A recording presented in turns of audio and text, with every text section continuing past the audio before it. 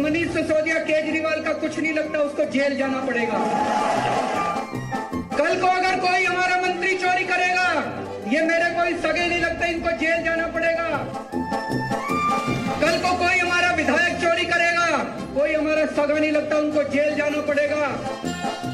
और मनीष, कल को अगर मैं चोरी करूंगा तो मैं भी तुम्हारा सगा नहीं लगता, मेरे को भी जेल जाना पड़ेगा।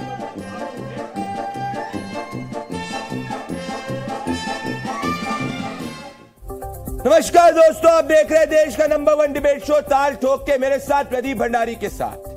दोस्तों, कल दिल्ली के मुख्यमंत्री अरविंद केजरीवाल को इन्फोर्समेंट डायरेक्टरेट ने उनके घर से अरेस्ट कर लिया।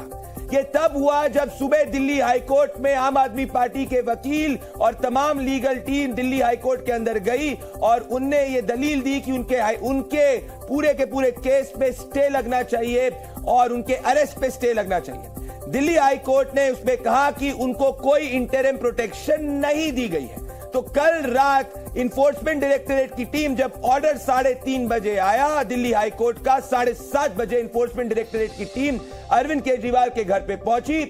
2 घंटे से ज्यादा पूछताछ हुई और उसके बाद रात को उनको अरेस्ट कर लिया गया। इस वक्त पीएमएलए कोर्ट के अंदर जजमेंट आने वाला है। अब पीएमएलए कोर्ट के अंदर दोस्तों आज इन्फोर्समेंट डायरेक्टरेट के तरफ से बहुत बड़ी दलील दी गई है। ईडी का कहना है कि पूरी की पूरी शराब नीति के घोटाले का किंग पिन यानी मास्टरमाइंड ईडी के हिसाब से अरविंद केजरीवाल है। ईडी का यह कहना है कि इसमें जो रिश्वत ली गई थी इसके बारे में दिल्ली के मुख्यमंत्री को पता था। ईडी यहां तक चली गई और यह कह रही है कि जो हवाला का ट्रांजैक्शन हुआ है उस हवाला के ट्रांजैक्शन के बारे में भी दिल्ली के मुख्यमंत्री को जानकारी थी। ईडी ने कोर्ट के अंदर यह भी कहा है कि सिर्फ और सिर्फ ये पर्सनल लायबिलिटी अरविंद केजरीवाल की नहीं है, परंतु विकेरियस लायबिलिटी अर्थात पूरी तरीके से जितना भी करप्शन हुआ है उसके लिए इन्फोर्समेंट डायरेक्टरेट कह रही है कि दिल्ली के मुख्यमंत्री अरविंद केजरीवाल जिम्मेदार है। आज कोर्ट में जाते वक्त दिल्ली के मुख्यमंत्री अरविंद केजरीवाल ने कहा कि भले मैं जेल के अंदर रहूं या बाहर, मैं देश सेवा में रहूंगा। दोस्तों, फैक्ट्स क्या है? फैक्ट नंबर 1 ये है कि जब से ये पूरा का पूरा मामला खुला है, ये 2022 से जब से मामला खुला है, जहां पे दिल्ली के चीफ सेक्रेटरी ने उस वक्त दिल्ली में ये लिखा था और एलजी को कहा था कि जो शराब नीति है वो शराब नीति के अंदर प्रोसीजरल गड़बड़ी है। उसके बाद ये शराब नीति वापस ले ली गई थी। तब से लेकर अभी तक आम आदमी पार्टी के दिल्ली के deputy chief minister Manish Sisodia इसमें गिरफ्तार हो चुके हैं और वो 1 साल से ज्यादा जेल के अंदर है। संजय सिंह इसमें गिरफ्तार हो चुके हैं और 1 साल से ज्यादा वो जेल के अंदर है। और इसमें सत्येंद्र जैन जो है वो भी एक मामले के अंदर गिरफ्तार हो चुके हैं और वो भी अभी जेल के अंदर है। मतलब इस पूरे केस में अभी तक किसी भी लीडर को बेल नहीं मिली है। आम आदमी पार्टी के सर्वे सर्वा और दिल्ली के मुख्यमंत्री अरविंद केजरीवाल को इसके पहले 8 समन्स ईडी भेज चुका था और वो 8 समन्स के अंदर नहीं गए थे और उसके बाद आज ईडी ने अरेस्ट कर लिया है और ईडी उनकी रिमांड मांग रही है। दोस्तों, मूल बात क्या है? मूल बात यह है कि अगर घोटाला हुआ है तो उसके खिलाफ कार्रवाई होना तय है। अब इसमें एनफोर्समेंट डायरेक्टरेट के खिलाफ आम आदमी पार्टी ये कह रही है कि अरविंद केजरीवाल को रोकने के लिए यह सब किया जा रहा है क्योंकि 2024 का चुनाव आ रहा है। मेरा सवाल यह है कि मैं, आप और 130 करोड़ देशवासी किसी राजनीतिक दल से ज्यादा अगर किसी में विश्वास रखते हैं तो वह हमारी न्यायपालिका। और अभी तक तथ्य यही है कि दिल्ली शराब नीति घोटाले के अंदर न्यायपालिका से किसी भी आम आदमी पार्टी लीडर को बेल नहीं मिली है। इनफैक्ट इसके पहले इसी शराब घोटाले के अंदर के कविता, जिनको ईडी ने कुछ समय पहले अरेस्ट किया था, उनको भी अभी तक बेल नहीं मिली है।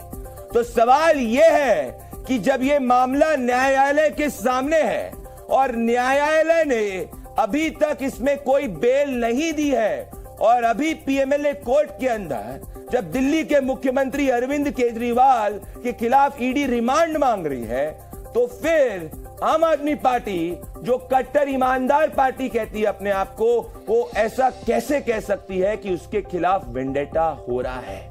क्या कट्टर ईमानदार पार्टी दिल्ली और देश की जनता पूछ रही है, क्या कट्टर भ्रष्टाचार के अंदर लिप्त थी?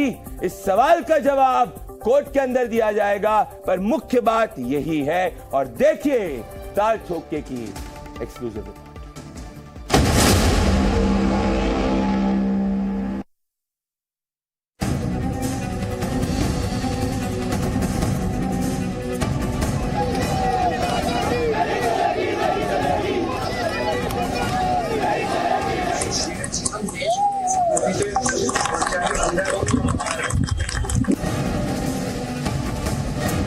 आखिर उसको जो अरेस्ट किया गया मुझे त्रुटि से हुआ।